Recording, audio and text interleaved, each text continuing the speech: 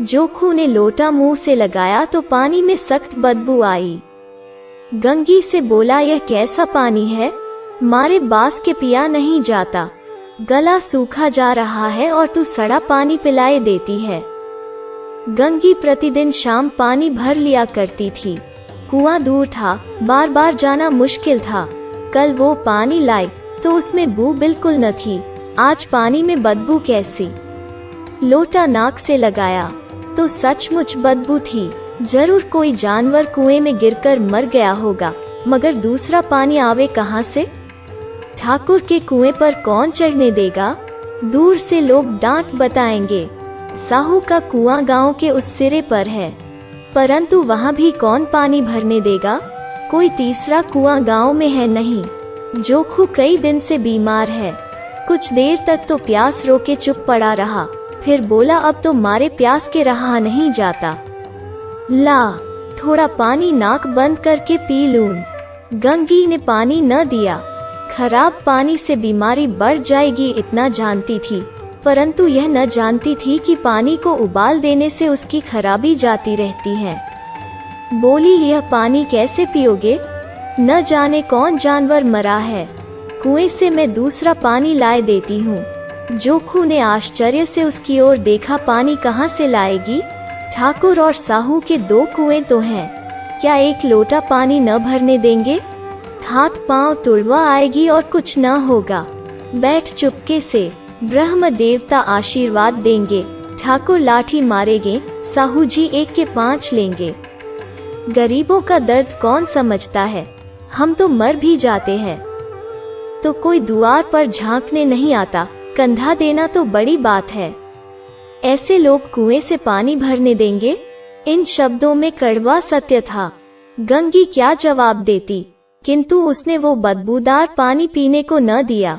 2 रात के 9 बजे थे। थके मांदे मजदूर तो सो चुके थे। ठाकुर के दरवाजे पर 10-5 बेफिक्रे जमा थे। मैदानी बहादुरी का तो अब न जमाना रहा है, न मौका। कानूनी बहादुरी की बातें हो रही थीं। कितनी होशियारी से ठाकुर ने थानेदार को एक खास मुकदमे में रिश्वत दी और साफ निकल गए। कितनी अक्लमंदी से एक माके के मुकदमे की नकल ले आए। नाजिर और मोहतमिम सभी कहते थे नकल नहीं मिल सकती। कोई 50 मांगता, कोई 100। यहाँ बेपैसे कौड़ी नकल उड़ा दी। काम करने ढंग चाहिए। इसी समय गंगी कुएं से पानी लेने पहुंची। कुप्पी की धुंधली रोशनी कुएं पर आ रही थी। गंगी जगत की आड़ में बैठी मौके का इंतजार करने लगी। इस कुएं का पानी सारा गांव पीता है, किसी के लिए रोका नहीं। सिर्फ ये बदनसीब नहीं भर सकते। गंगी का विद्रोही दिल रिवाजी पाबंदियों और मजबूरियों पर चोटें करने लगा। हम क्यों नीच हैं और ये लोग क्यों ऊंच हैं?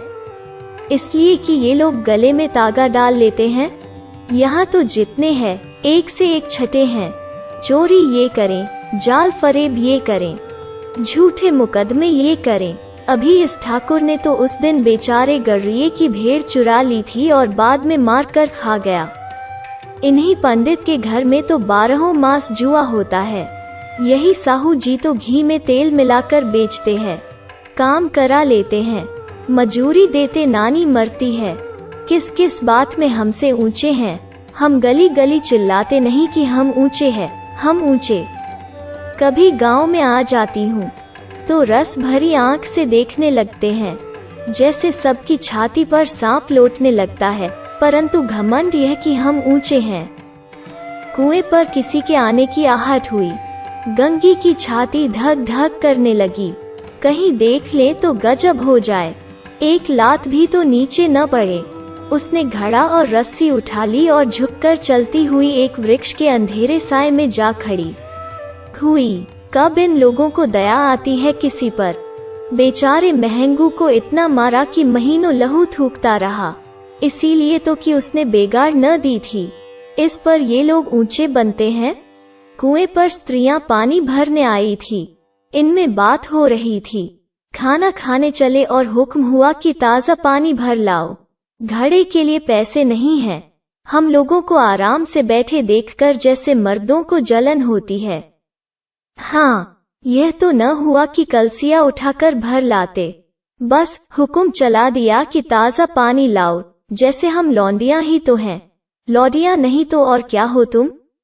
रोटी कपड़ा नहीं पाती, 10-5 रुपए भी छीन झपट कर ले ही लेती हो, और लौंडियां कैसी होती हैं?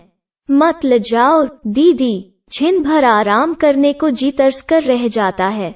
इतना काम किसी दूसरे के घर कर देती तो इससे कहीं आराम से रहती, ऊपर से वो एहसान मानता। यहाँ काम करते करते मर जाओ, पर किसी का मुंह ही सीधा नहीं होता। दोनों पानी भर कर चली गईं। तो गंगी वृक्ष की छाया से निकली और कुएं की जगत के पास आई। बेफिक्रे चले गए थे। ठाकुर भी दरवाजा बंद कर अंदर आंगन में सोने जा रहे थे। गंगी ने क्षणिक सुख की सांस ली। किसी तरह मैदान तो साफ हुआ। अमृत चूरा लाने के लिए जो राजकुमार किसी जमाने में गया था, वो भी शायद इतनी सावधानी के साथ और समझबूझकर न गया हो। गंगी दबे पांव कुएं की जगत पर चढ़ी। विजय का ऐसा अनुभव उसे पहले कभी न हुआ था। उसने रस्सी का फंदा घड़े में डाला, दाएं बाएं चौकनी दृष्टि से देखा जैसे कोई सिपाही रात को शत्रु के किले में सुराख कर रहा हो। अगर इस समय वो पकड़ ली गई तो फिर उसके लिए माफी या रियायत की रत्ती भर उम्मीद नहीं। अंत में देवताओं को याद करके उसने कलेजा मजबूत किया और घड़ा कुएं में डाल दिया। घड़े ने पानी में गोता लगाया, बहुत ही आहिस्ता, जरा भी आवाज न हुई। गंगी ने 2-4 हाथ जल्दी जल्दी मारे। घड़ा कुएं के मुंह तक आ पहुंचा। कोई बड़ा शहजोर पहलवान भी इतनी तेजी से न खींच सकता था। गंगी झुकी कि घड़े को पकड़कर जगत पर रखे कि एकाएक ठाकुर साहब का दरवाजा खुल गया। शेर का मुंह इससे अधिक भयानक न होगा। गंगी के हाथ से रस्सी छूट गई। रस्सी के साथ घड़ा धड़ाम से पानी में गिरा और कई क्षण तक पानी में हिलकोरे की आवाजें सुनाई देती रहीं। ठाकुर कौन है, कौन है? पुकारते हुए कुएं की तरफ आ रहे थे और गंगी जगत से कूदकर भागी जा रही थी। घर पहुंचकर देखा कि जो खू लोटा मुंह से लगाए वही मैला गंदा पानी पी रहा है।